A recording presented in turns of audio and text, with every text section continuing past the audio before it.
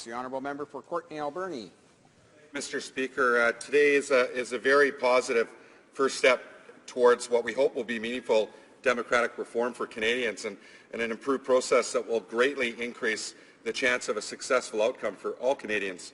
In my riding, this is a very important issue. It's a very important issue in the election.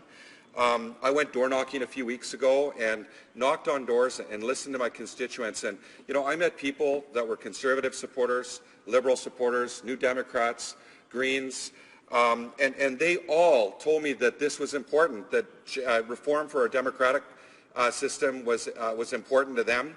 I think that during the election campaign, most of all, I heard from young people and also on the doorstep. Many of them feel apathetic that their vote doesn't count or they don't have a chance to ensure that they're heard. And many of them are calling for a system to make sure that every vote counts. And in my riding, I'm going to do consultation, continue door knocking, phone calls, do a mailer to people so that everybody has a chance to participate. But I'm also going to host town halls with stakeholders,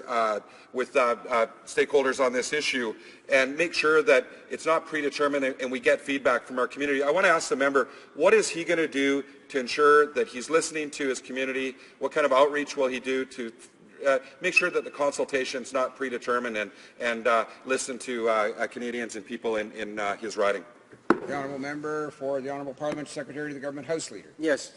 First, I appreciate the question and the tenure in which the question was put, Mr. Speaker. And I can tell it's great, first and foremost, to see the shifting over from, let's say, a process debate going into the substance of the issue.